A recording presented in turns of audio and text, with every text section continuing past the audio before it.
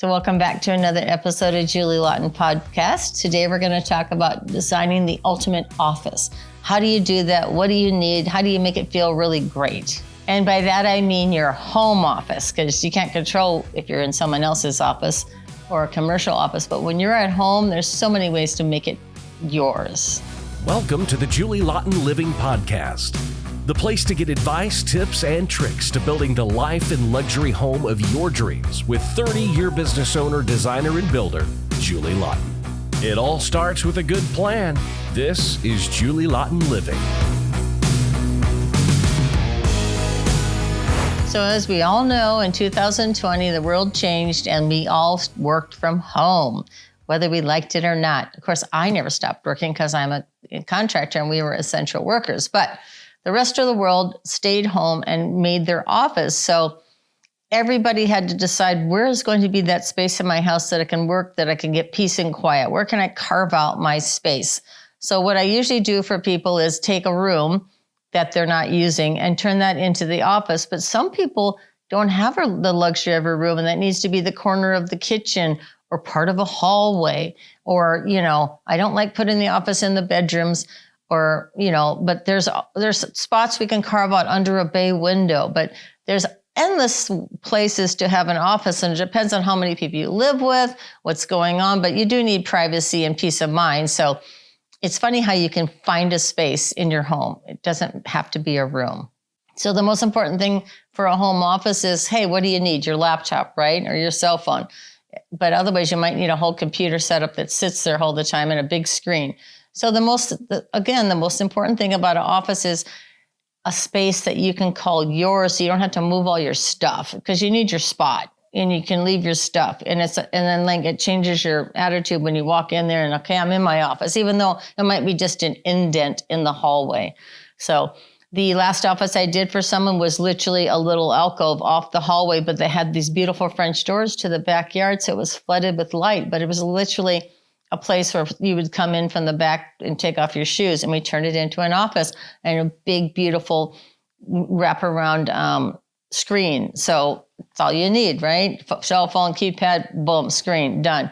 And then all the equipment was hidden in the cabinet. So quite simple, but we had to carve out that space and invent that space. But it was easy.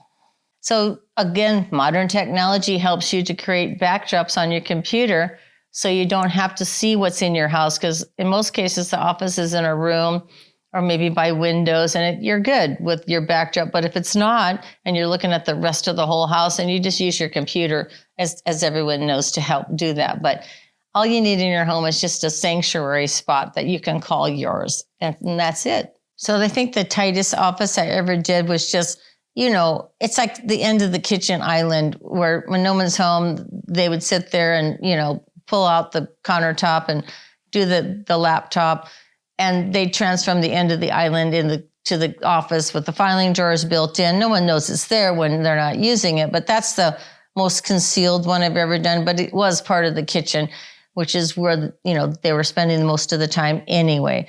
But it's fun to have an office that you can also shut behind doors. So when you have your little mess or your stuff, and then you're not sitting there, it's just gone and no one sees it, and it's just out of sight, out of mind, and you're not looking at your desk 24/7 either when you walk by. So that's a nice solution, is to hide it completely in a cabinet you wouldn't think, like a kitchen island, and then just put it behind a sliding secret panel, and just have it gone when you're not using it. So that's my little fun tricks. In your office, of course, like my office, I surround myself with crystals and little mementos and things that remind me of my past and, all my achievements, my awards. And, it depends on what makes you feel good in your office is what you put in there, right? Some people might have a lava lamp or just something going on with the waterfall.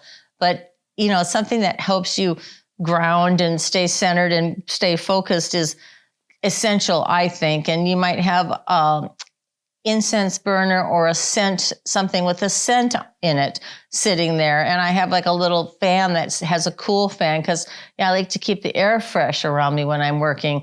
So there's all these little tricks to make it customized for you and to really, heighten your senses just right to get you in the mood for your work.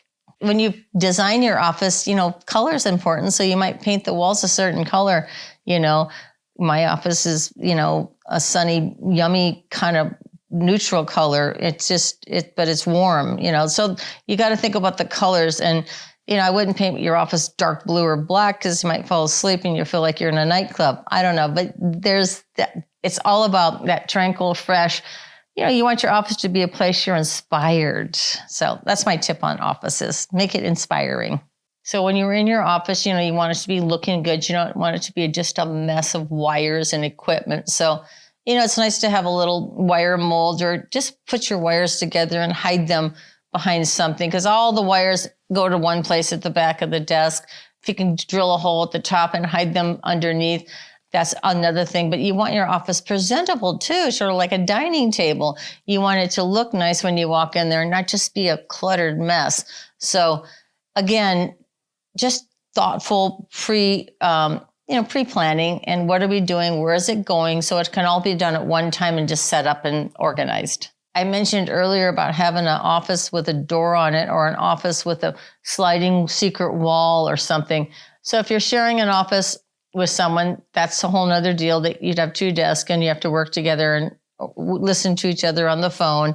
That can be tough. I know someone that works with me. Every time I call him, his wife's sitting right there talking, and I'm like, I can't hear you. Anyway, but the point is, having your office in a place where you can close it off and keep it away from the rest of the family. So when you're done, you can either lock the door or close it, so no one's in your space when you're not there. I think that's important too. Thank you for joining me in another episode of Julie Laughton Podcast, talking about designing the ultimate office. Of course, if you actually have questions about your office or any interior design or any architecture, if you're doing a remodel or building a home ground up, give me a call. I'm always available to give advice and to help you with your projects. As a one-stop shop, it makes it super cool to only deal with one person.